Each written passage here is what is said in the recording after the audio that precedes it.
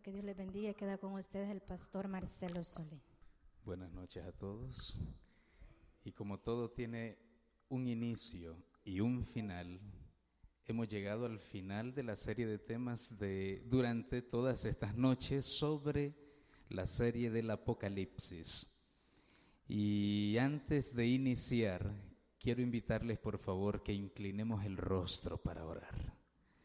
Oh querido Padre que estás en los cielos, tú eres un Dios de amor, de misericordia, de paz y de santidad. Nos acercamos a ti a través de esta oración humildemente, implorándote tu gracia, implorando tu misericordia.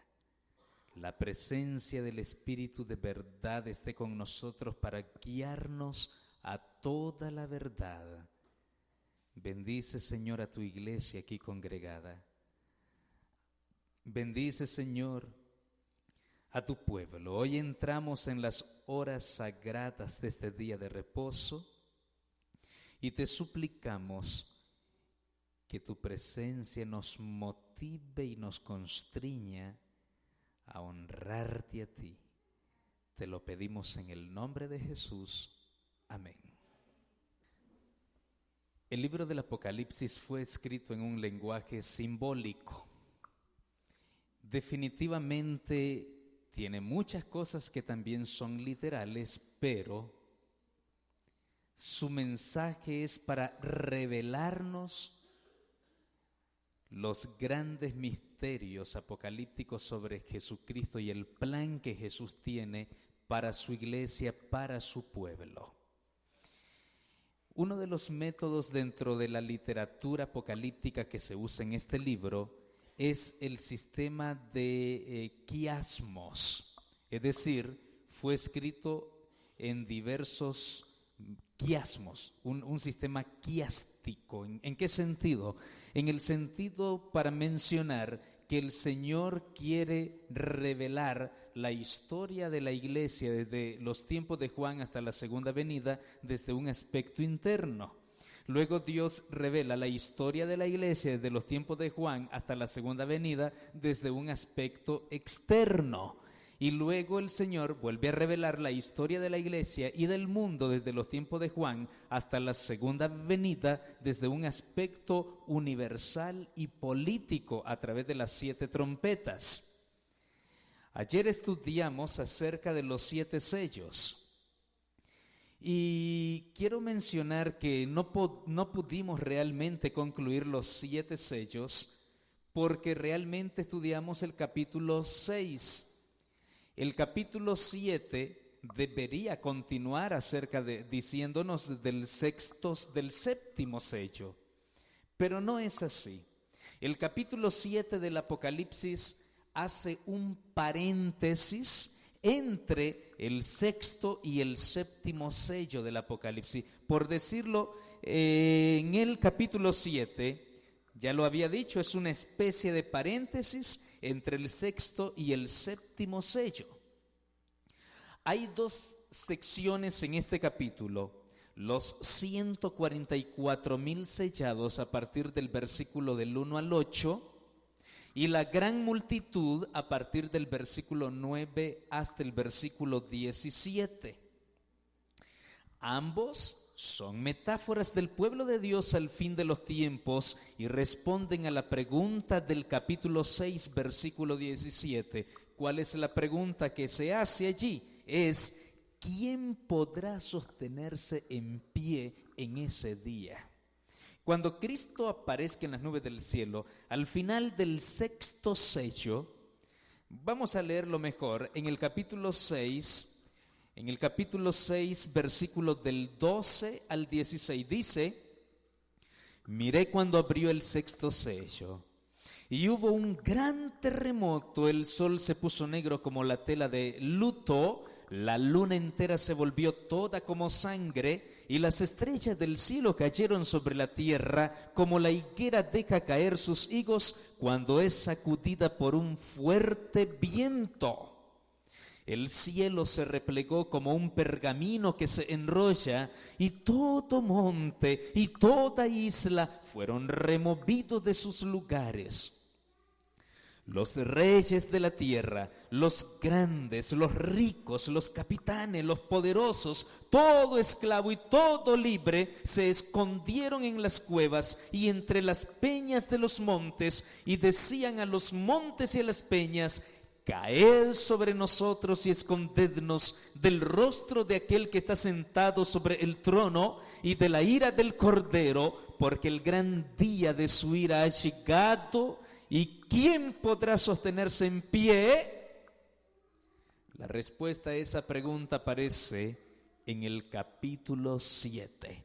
¿Quién podrá sostenerse en pie en ese día? Es que miren, hermanos, habrá dos grupos de personas en el mundo para cuando Cristo venga. El primer grupo son las personas que se describen allí en el capítulo 6, versículos 15 y 16. Se refiere a los impíos, a los que no aceptaron a Jesucristo, a los que no se arrepintieron de sus pecados, a los que no creyeron la palabra de Dios, a los que no se prepararon para la segunda venida de Cristo. Para cuando esto acontezca, este grupo de personas tendrán temor y pavor, experimentarán el día más amargo y terrible de su vida. Ese es el primer grupo que describe la Biblia. En cambio, el segundo grupo que habrá en ocasión de la segunda venida son aquellos que se prepararon para la segunda venida de Cristo. Son aquellas personas que anhelaron, creyeron y esperaron al Señor venir por segunda vez. Son esas personas que creyeron en su nombre, que confiaron en su palabra, que le entregaron su vida a Jesús, que derramaron su alma ante Él, que confesaron sus pecados y que fueron limpiados, purificados y perdonados por la sangre del Cordero. ¿Cómo se describe a ese pueblo de Dios cuando Cristo venga? El paréntesis del Apocalipsis de los 7 sellos entre el sexto y el séptimo describe al pueblo de Dios en dos etapas y en dos lugares diferentes. Noten ustedes que la primera parte de la descripción del pueblo de Dios es bajo la figura de los 144,000 sellados en la tierra, y la segunda etapa es el mismo pueblo de Dios bajo la figura de una gran multitud, pero solamente que esta gran multitud no está en la tierra, sino en el cielo, que luego reaparece esta gran multitud en el capítulo 19, versículo del 1 al 7, donde ellos expresan un cántico a Dios, y dice que desde el cielo se escuchó un cántico de una gran multitud. Pero bueno, vamos al capítulo 7, vamos a leerlo, por favor. Dice así, el capítulo 7. Después de esto vi 4 ángeles de pie sobre los 4 ángulos de la tierra, deteniendo los 4 vientos de la tierra para que no soplara viento alguno sobre la tierra, ni sobre el mar, ni sobre ningún árbol. Vi también otro ángel que subía desde donde sale el sol y que tenía el sello del Dios vivo. Clamó a gran voz a los 4 ángeles a quienes se les había dado el poder de hacer daño a la tierra y al mar, diciendo: no hagáis daño a la tierra, ni al mar, ni a los árboles, hasta que hayamos sellado en sus frentes a los siervos de nuestro Dios. Voy a detenerme en estos 3 primeros versículos. Primero, quiero mencionar que los 4 ángeles puede que correspondan a los 4 seres vivientes que se describen en el capítulo 6, versículo del 1 al 8, o los 4 vientos que se mencionan a los agentes del juicio de Dios, que tal vez corresponden a los 4 jinetes del capítulo 6, versículo del 1 al 8. La tierra y el mar es la procedencia de las 2 bestias del capítulo 13 del Apocalipsis. Noten ustedes que la primera bestia sale del mar y la segunda bestia sale de la tierra. para mencionar que el mar, según Apocalipsis capítulo 17, representa muchedumbres, lugares muy habitados, pueblos, naciones. Y la tierra es una representación de desierto o de lugares deshabitados.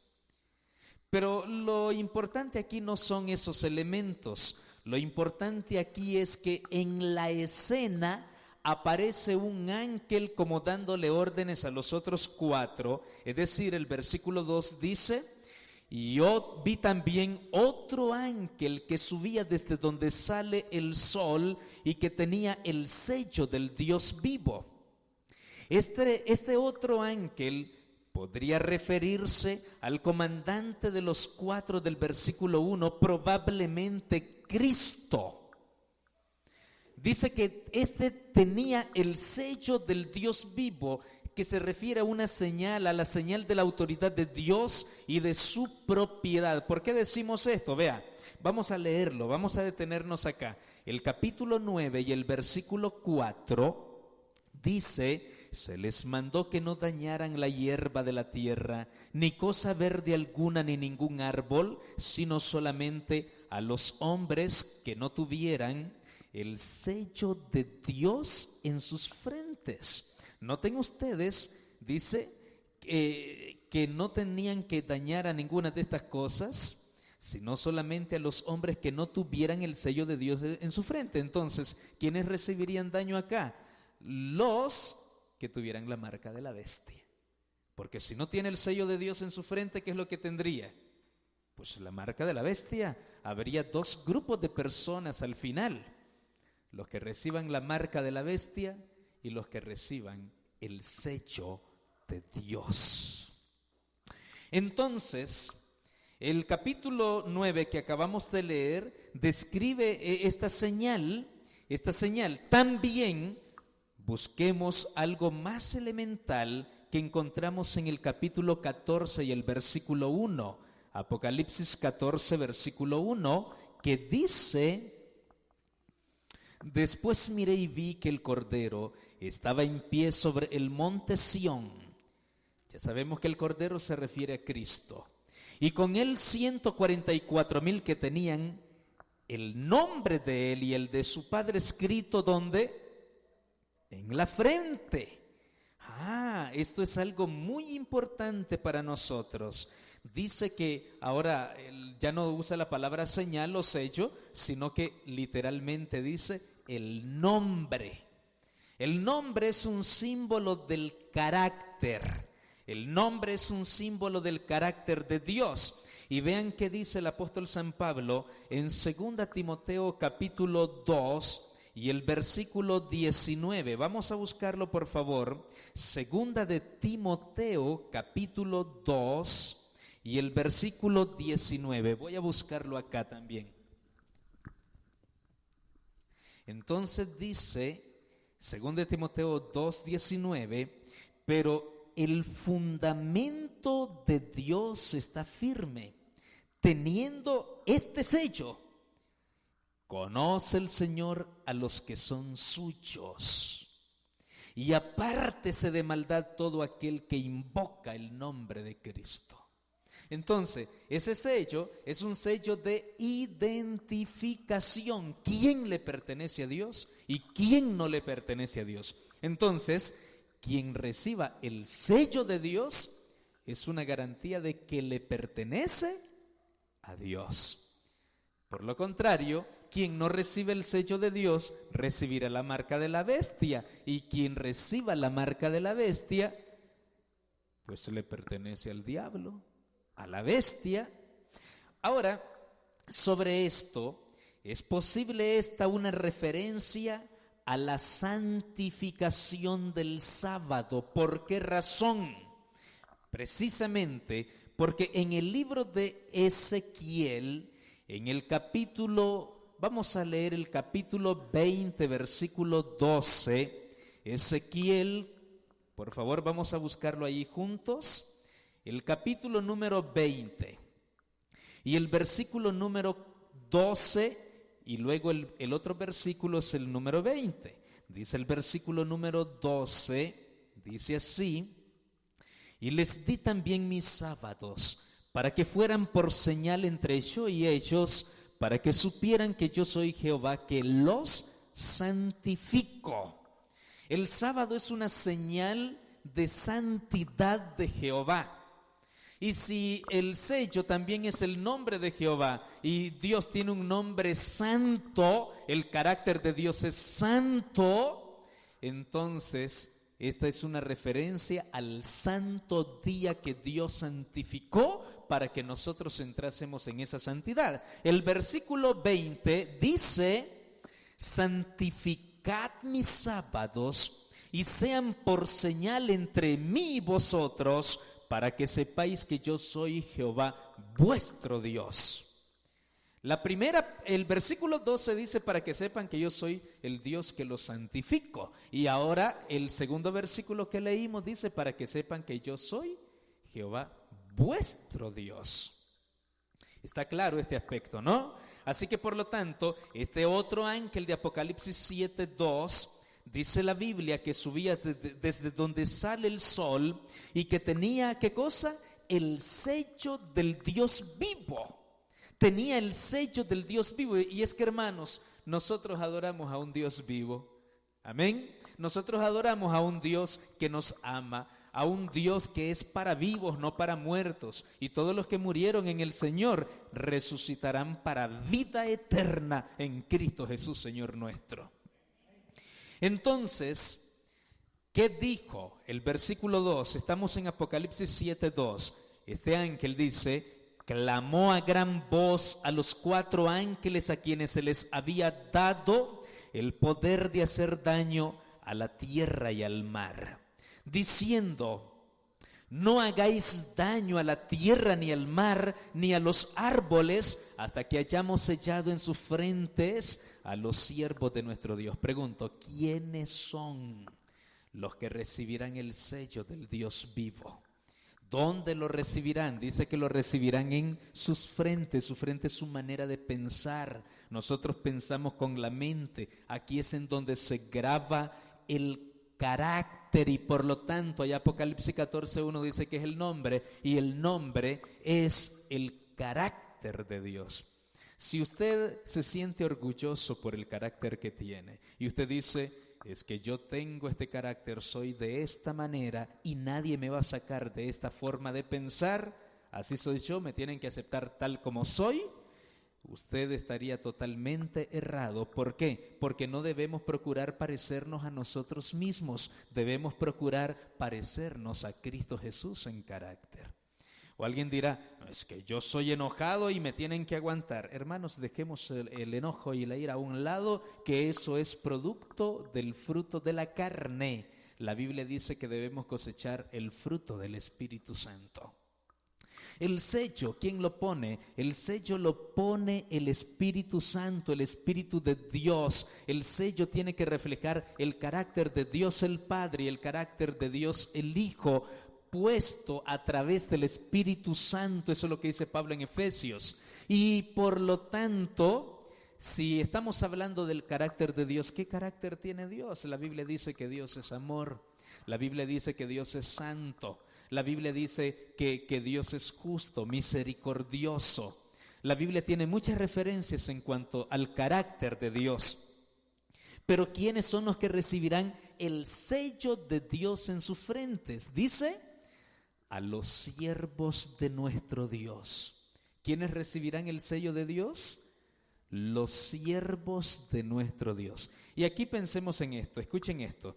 No toda persona que se llame siervo de Dios porque diga que es siervo de Dios, necesariamente significa que es un siervo de Dios. No, un siervo de Dios es el que le sirve a Dios. A ver si lo digo de otra manera.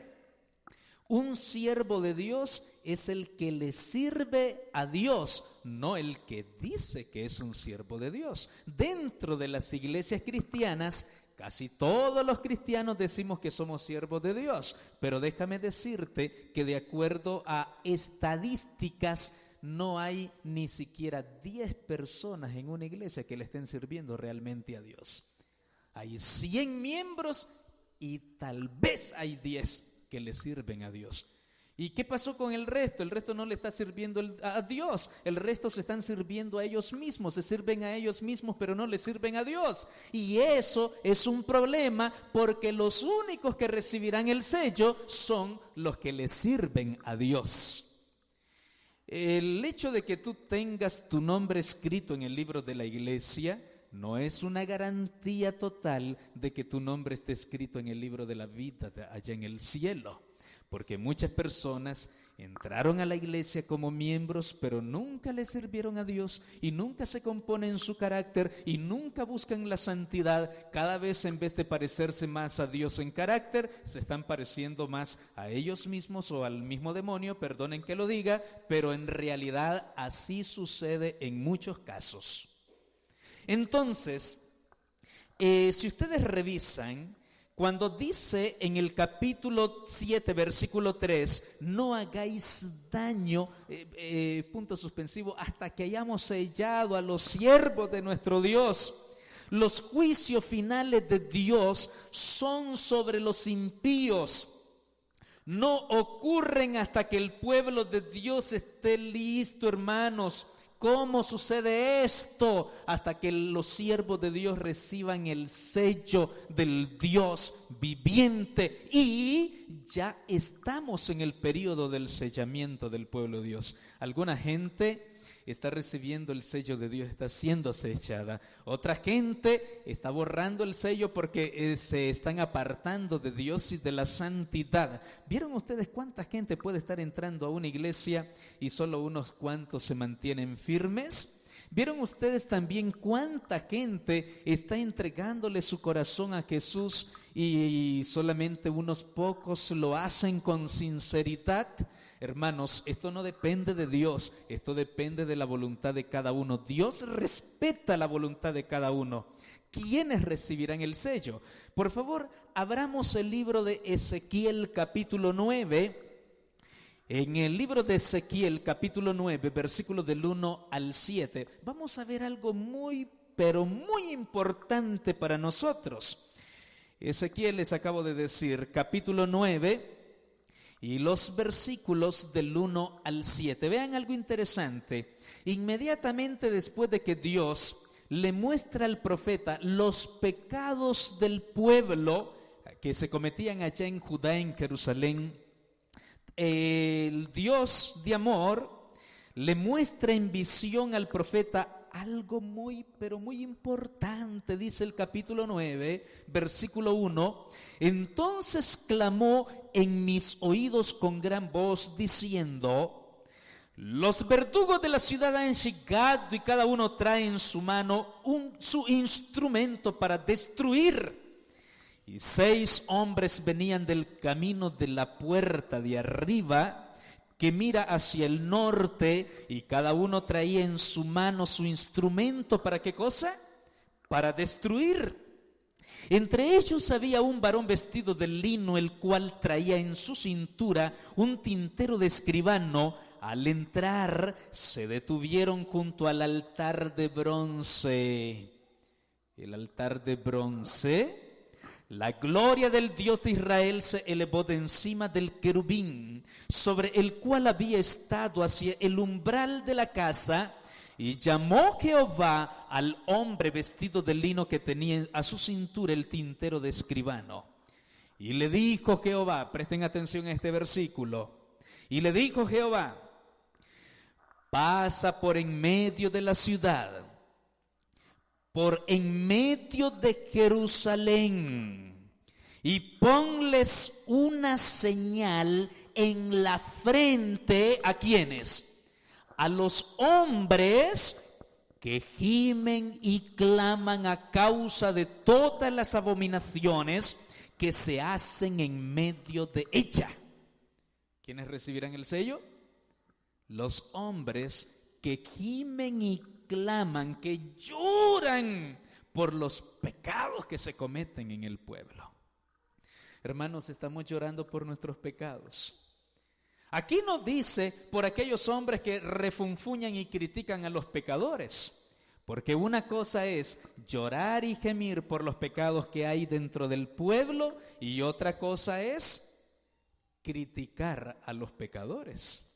Son dos cosas diferentes, quiero decirles. ¿Qué significa llorar y gemir por los pecados? Significa arrepentirnos de nuestros pecados y también significa tener vergüenza y tener un dolor profundo, un dolor tal que nos haga llorar y gemir por los pecados que se cometen, tanto en la iglesia como fuera de la iglesia, en el mundo. Entonces, hay muchas personas que están dentro de la iglesia, hermanos queridos, que tienen pecados acariciados, tienen pecados ocultos, pecados no confesados, pecados allí que los tienen guardaditos, que creen que nadie los ve. Pero déjeme decirle que nuestro Dios es el Dios que ve. Él lo sabe todo y de Él no podemos escondernos. La Biblia dice que el que encubre sus pecados no prosperará, mas el que los confiesa y se aparta de ellos alcanzará misericordia. ¿Quiénes recibirán el sello de nuestro Dios? Los que están confesando sus pecados ante Dios, los que están arrepintiéndose de sus pecados, los que están sirviéndole al Señor, los siervos de nuestro Dios. En el versículo 5 dice: a los otros dijo, oyéndolo yo, pasad por la ciudad en pos de él y matad, y no miren con piedad vuestros ojos, no tengáis compasión. Matad a viejos, a jóvenes y a vírgenes, a niños y a mujeres, hasta que no quede ninguno. Pero a todo aquel sobre el cual esté la señal, no os acercaréis. Y comenzaréis por mi santuario. ¿Qué significa comenzaréis por mi santuario? Se está refiriendo al pueblo de Dios, hermanos. Se está refiriendo a la iglesia, el templo. Comenzaron pues desde los hombres ancianos que estaban delante del templo. Les dijo: contaminad la casa, llenad los atrios de muertos y salid. Y salieron a matar en la ciudad. Hay algo muy importante que debemos saber, hermanos, que Dios está pidiendo al pueblo santo arrepentimiento de pecados. ¿Vieron ustedes que en algunas iglesias hay impíos dentro de las iglesias? Yo espero que aquí no exista eso, ¿verdad? Sí, yo espero que no exista eso. En algunas iglesias hay personas que son impías y están dentro de la iglesia, incluso hasta tienen cargos dentro de la iglesia, pero son impíos, son inconversos, no se arrepienten de sus pecados, no quieren arrepentirse de sus pecados. El cargo que tienen, el rango que tienen, creen que les da un grado de santidad sobre el de los demás. Pero no es así, hermanos, todos somos pecadores. Y yo no puedo criticar a un hermano que yerra, que cae en pecado. ¿Sabe por qué no lo puedo criticar? Porque también yo soy pecador y me puedo equivocar igual que él. ¿Qué es lo que yo puedo hacer por mi hermano cuando peca? Pues llorar, ponerme triste por el pecado de aquella persona e inclinarme ante Dios, orar por esa persona, acercarme a esa persona, ayudarle a levantarse. Si la persona cayó, lo más lógico es que si yo lo amo, debo darle mi mano para levantarlo. ¿No es así? Allá él, si no se quiere levantar. Si no se quiere levantar, pues que se quede. Pero mi deber es que yo soy guarda de mi hermano. Yo debo ayudarle, yo puedo hacerlo. Y usted también, todos estamos invitados a esto. Hermanos, es que el sellamiento del pueblo de Dios tiene que ver con un asunto tan espiritual en contra del pecado, que tiene que ver con la santidad a Jehová, la fidelidad a los mandamientos, la santidad del santo sábado, el confesar nuestros pecados a Dios, el estar a cuentas con el Señor. Pero bien, volvamos al Apocalipsis capítulo 7, por favor. Entonces, en el capítulo 7, ahora a partir del versículo 5 al 8 nos dice algo interesante. El versículo 4 dice: y oí el número de los sellados. ¿Qué pasó allí? Él dice, y oí. O sea, él no está mirando nada. ¿Qué está haciendo? Él está escuchando. Oí el número de los sellados. 144,000 sellados de todas las tribus de los hijos de Israel. De la tribu de Judá, 12,000 sellados. De la tribu de Rubén, 12,000. De la tribu de Gad, 12,000. De la tribu de Aser, 12,000. De la tribu de Neftalí, 12,000. De la tribu de Manasés, 12,000. De la tribu de Simeón, 12,000. De la tribu de Leví, 12,000. De la tribu de Isaacar, 12,000. De la tribu de Zabulón, 12,000. De la tribu de José, 12,000. De la tribu de Benjamín, 12,000 sellados. Las 12 tribus realmente no aparecen en el orden de nacimiento de los patriarcas. Primer punto. Segunda observación. José y Leví reemplazan a Dan y a Efraín en las listas usuales de Números 34, 13 al 29 y de Josué 13, 19. Y por otro lado, a la lista original que aparece en el libro del Génesis, Dan está siendo sustituido por Manasés, y Manasés no era hijo de Israel, era hijo de José. Por lo tanto, no aparecen los 12 hijos de Israel como lo anunciaría en el versículo 4, sino más bien aparecen esos detalles como para querernos dar a entender que no se debe tomar literal. ¿Por qué razón? Porque aquí no está hablando del Israel literal, está hablando del Israel espiritual, del pueblo de Dios. Los de la circuncisión en el espíritu, no de la carne. Los que son de la fe, que son verdaderos hijos de Abraham. Porque ahora no es la circuncisión ni la incircuncisión lo que vale para el Señor. Lo que vale es la fe que obra por el amor. No todos, por ser descendientes de Abraham, realmente son hijos de Abraham. Son hijos únicamente aquellos que son de la fe. El Israel espiritual. Por otro lado, quiero mencionar que si aparece Manasés sustituyendo a Dan, ¿por qué no aparece Dan? Y si fuera que entre los dos hijos de José aparece preferiblemente Manasés y no Efraín, ¿por qué razón no aparece Efraín? Es sencillo, hermanos, porque Efraín era una tribu sanguinaria, una tribu pleitista, y fue en ese sentido eliminada de esta lista de los 144,000 sellados. ¿Y por qué Dan no aparece?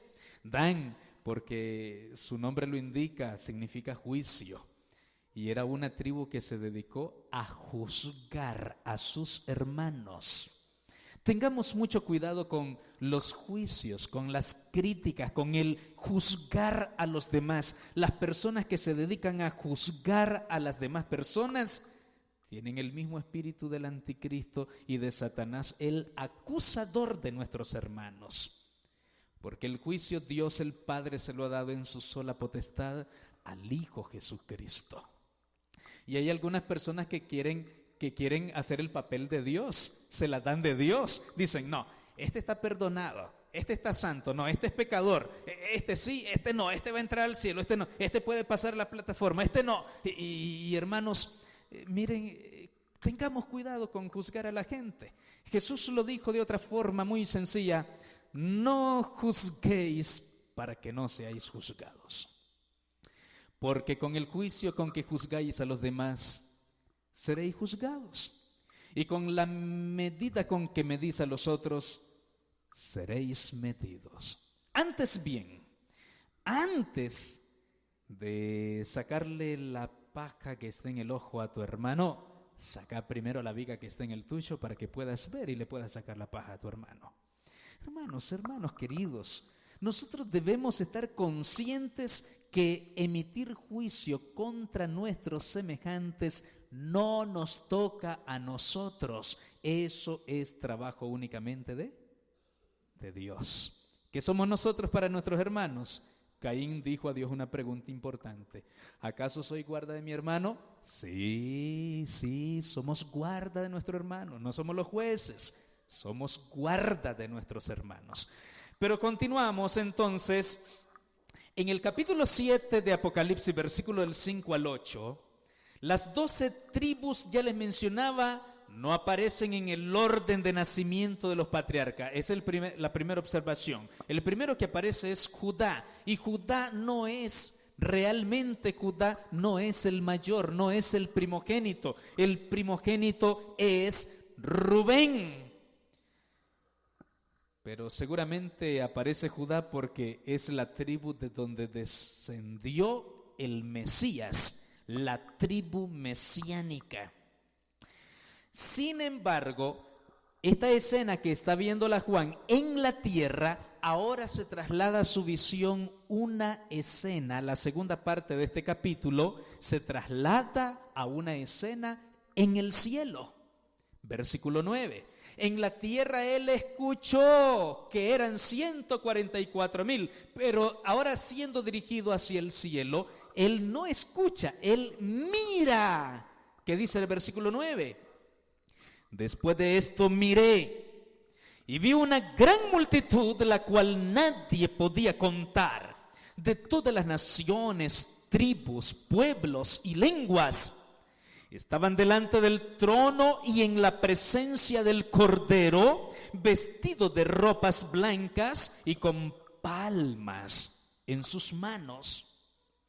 Algo importante que hemos de destacar acá. Juan oyó solo el número de 144,000, pero él pudo ver una gran multitud que reaparece, ya lo dije, en el capítulo 19, versículo del 1 al 7, y que nadie podía contar, en contraste con el número oído de todas las naciones. Contrasta con las 12 tribus de Israel literal, que tenía palmas en sus manos que se usaban en festivales y festejos de victoria. Pero algo interesante es que la Biblia nos menciona que él escuchó el número, pero él vio una multitud que nadie puede contar. Es el mismo fenómeno o el mismo método que utiliza Juan en el capítulo 5, del Apocalipsis. Vamos a ir al capítulo 5, por favor, donde él tiene una gran crisis allí en el cielo. Dice en el versículo 4, dice: y lloraba yo mucho porque no se hallaba a nadie que fuera digno de abrir el libro, ni siquiera de mirarlo. Entonces uno de los ancianos me dijo, él no está viendo nada, solamente está escuchando lo que le dice el anciano. Me dijo: no llores, porque el león de la tribu de Judá, la raíz de David, ha vencido para abrir el libro y desatar sus 7 sellos. Él escuchó que era el león de la tribu de Judá, la raíz de David. Eso es lo que él escuchó. Pero ¿qué mira? Versículo 6.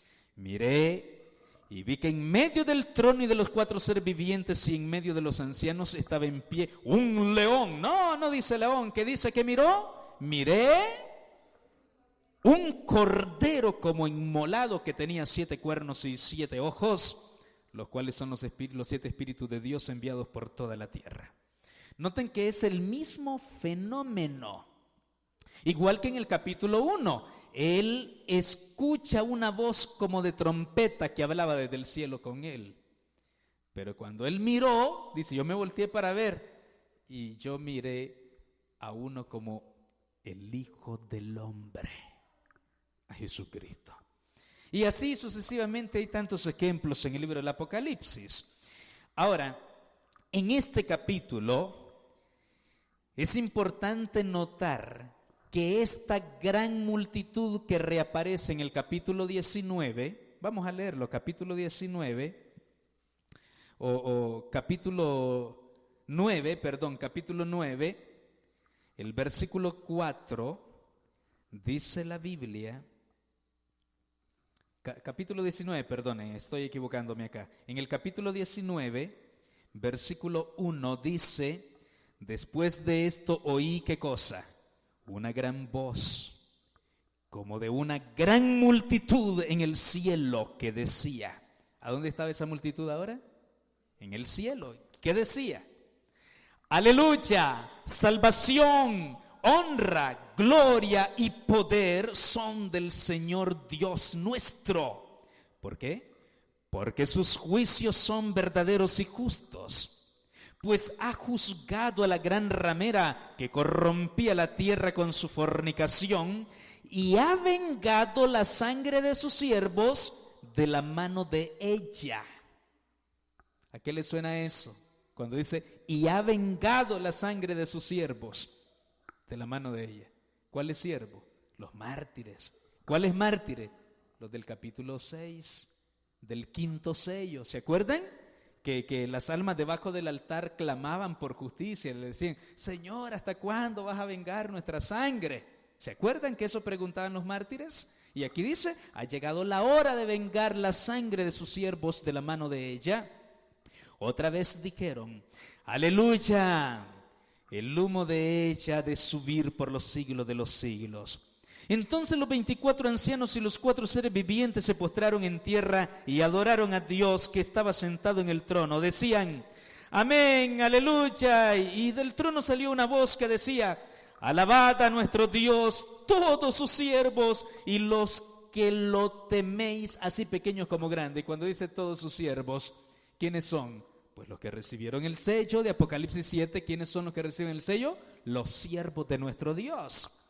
Y oí como la voz de una gran multitud, como el estruendo de muchas aguas y como la voz de grandes truenos que decía, aleluya, porque el Señor, nuestro Dios Todopoderoso, reina. Gocémonos y alegrémonos y démosle gloria, porque han llegado las bodas del Cordero y su esposa se ha preparado. Y a ella se le ha concedido que se vista de lino fino, limpio y resplandeciente. El lino fino representa las acciones justas de los santos. Y note que ahí se anuncian las bodas. Estas bodas que aquí se anuncian se refiere a la entronización de Cristo al lugar santísimo, el santuario celestial, en 1844. Y luego viene la cena de las bodas del Cordero. En el versículo 9, el ángel me dijo, escribe, bienaventurados los que son llamados a la cena de las bodas del Cordero. Y me dijo, estas son palabras verdaderas de Dios. La cena de las bodas del Cordero, que es la representación apocalíptica de la segunda venida de nuestro Señor Jesucristo. Una cosa es la boda y otra cosa es la cena. Son dos eventos en tiempos diferentes, pero son dos eventos sucesivos. Pero volviendo al capítulo 7 del Apocalipsis, porque este es nuestro capítulo de estudio ahora, vean que el capítulo 7 dice en el versículo 15, hablando de la gran multitud. Vamos a leer el versículo 13. Versículo 13 dice así: entonces uno de los ancianos habló diciéndome: estos que están vestidos de ropas blancas, ¿quiénes son y de dónde han venido? Al decir venido, significa que ellos están en el cielo. En ese momento están en el cielo. Porque ¿dónde es que están los 24 ancianos? Están en el cielo. Y si dice venido es porque han llegado allá al cielo, ¿verdad? Nosotros no le podemos decir venido aquí a la tierra, no, porque el anciano dice venido.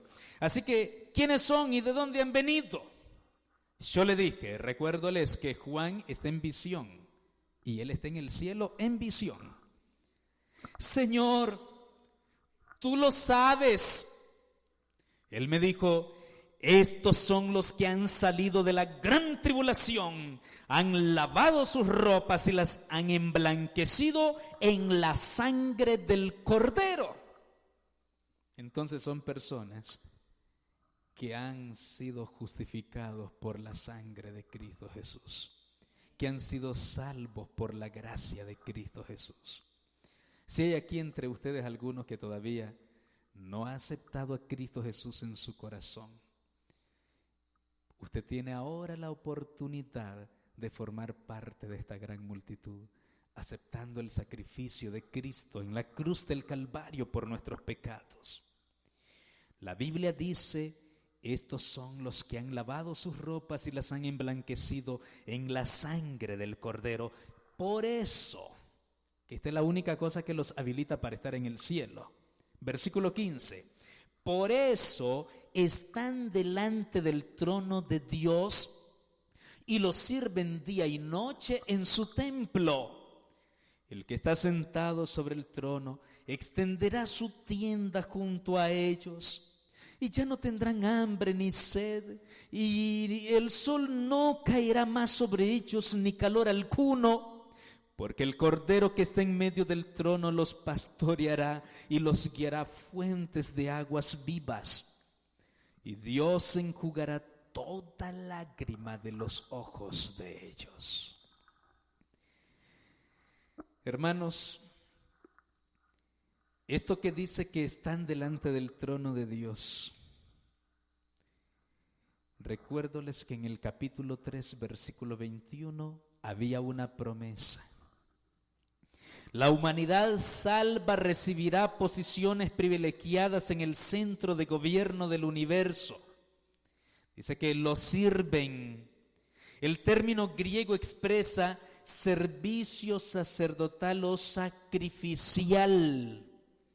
Antes de que a alguien se le pueda encomendar un gobierno, debe aprender a servir.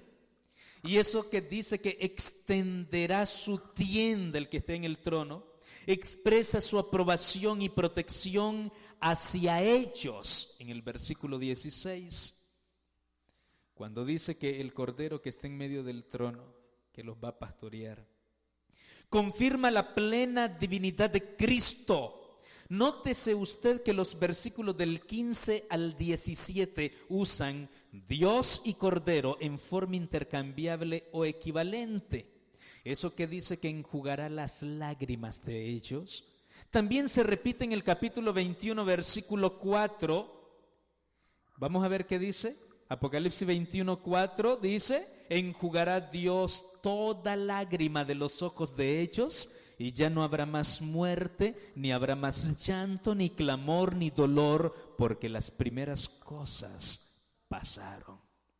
Eso que dice que enjugará las lágrimas de los ojos de ellos es porque estaban llorando, es porque estaban sufriendo, es porque vivieron persecución, es porque vivieron incluso martirio, es porque son personas que sufrieron por causa del testimonio de Jesucristo. Todo esto que acabamos de ver es la escena escatológica de la experiencia espiritual del pueblo de Dios entre los periodos del sexto sello al séptimo sello. ¿Qué ocurre cuando se abre el séptimo sello? Capítulo 8, versículo 1. Cuando abrió el séptimo sello, se hizo silencio en el cielo como por media hora. El silencio contrasta con la sonora alabanza del capítulo 5. Se pasa aquí por alto la escena final de la historia que será presentada más adelante.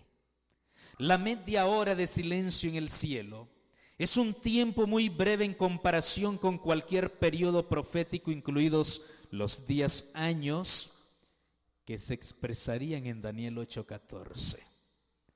Por lo tanto, esa media hora es simbólica. Si un día equivale a un año en la profecía bíblica, media hora equivaldría exactamente a una semana de 7 días. ¿Sabían ustedes que cuando Cristo venga, también la sierva del Señor expresa en el libro Primeros Escritos, que cuando Él venga a llevar a su pueblo, ella dice: y fuimos trasladados a la mansión celestial.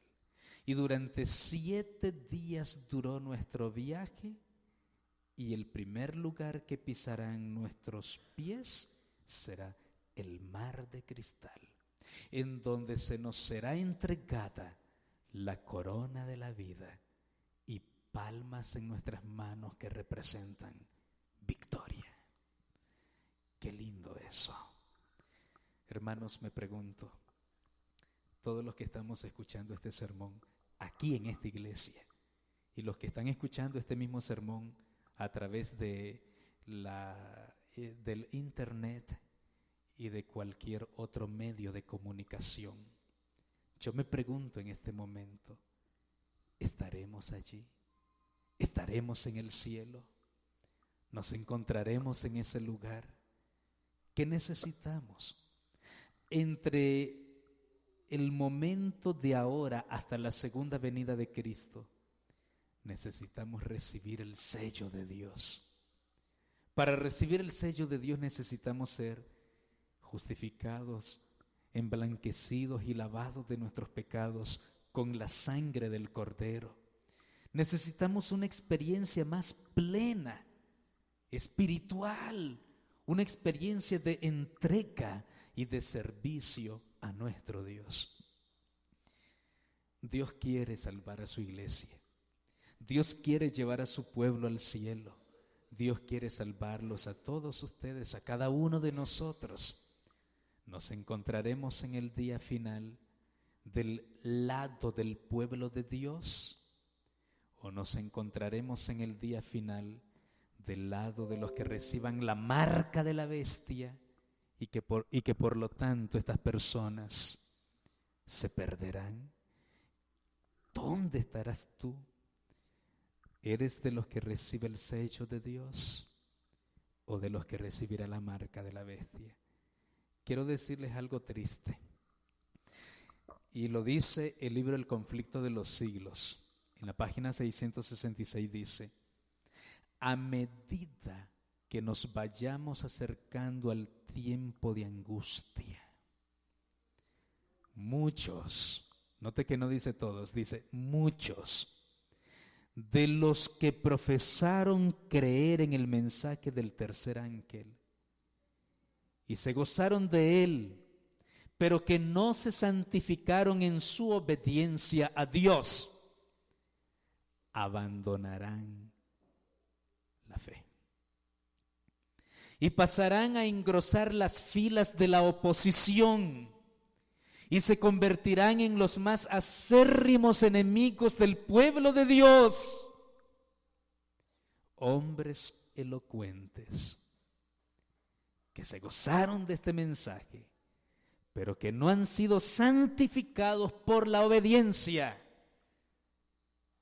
pasarán a formar parte del ejército del enemigo.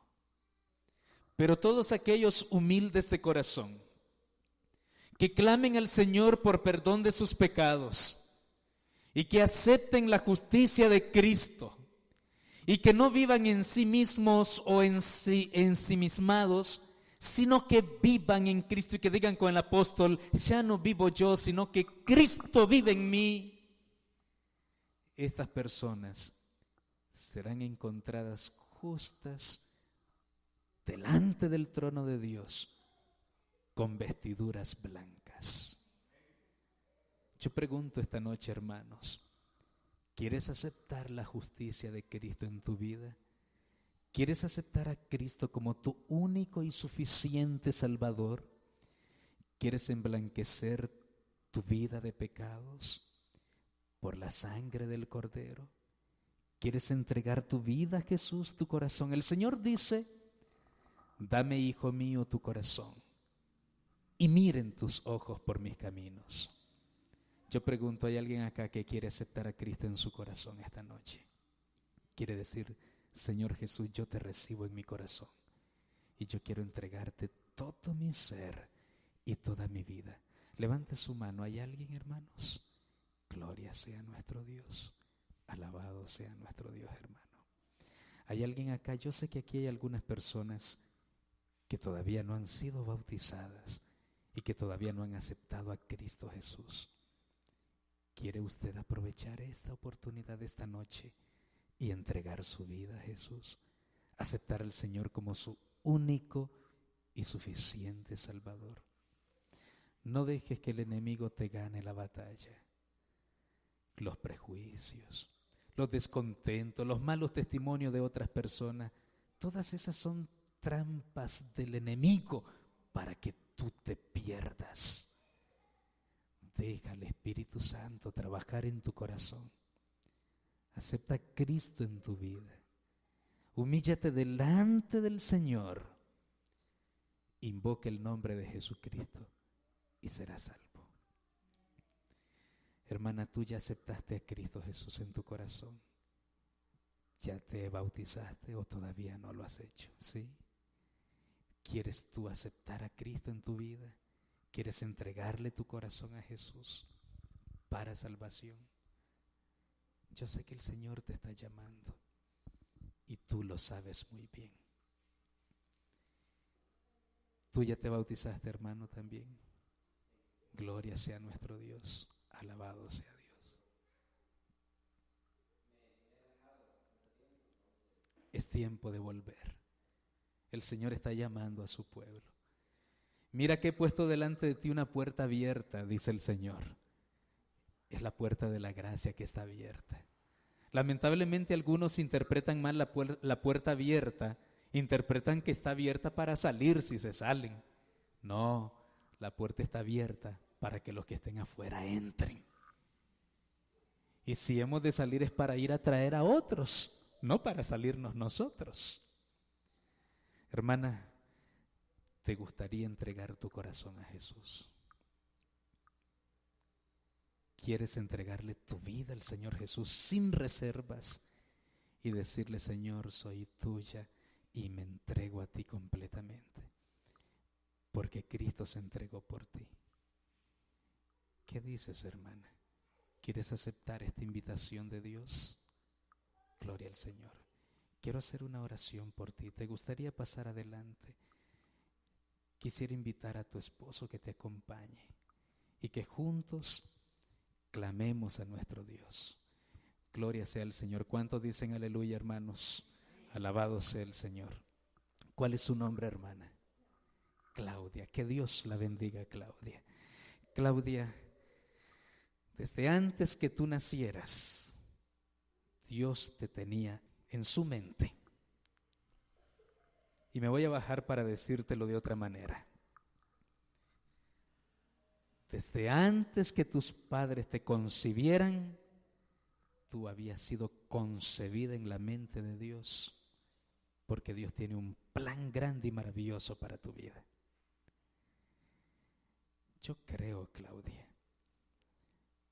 que el Señor te ama y ha prolongado su misericordia para ti, igual que para todos los hermanos y para todo el mundo, pero no todo el mundo lo mira de esa manera. Claudia, ¿te gustaría bautizarte para perdón de tus pecados? Gloria al Señor.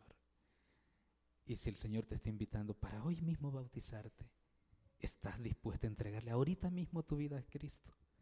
Gloria a Dios. ¿Cuántos dicen gloria al Señor, hermanos? Vamos a hacer el bautismo de Claudia, pero vamos a orar. Vamos a orar dándole gracias a Dios, porque es una hija de Dios, llamada para salvación y vida eterna. Por favor, arrodillémonos delante de nuestro Dios. Vamos a orar. Oh querido Padre que estás en los cielos, venimos a ti con humildad y sencillez de corazón y queremos presentar a tu hija Claudia, que tú la has llamado para vida eterna, que tú la estás llamando para que ella sea salva y ella ha comprendido en su corazón que tú la amas y has prolongado tu misericordia para ella. Quiero entregarla en tus manos esta misma noche, en el nombre de Jesús. Amén. Amén. Gloria a Dios.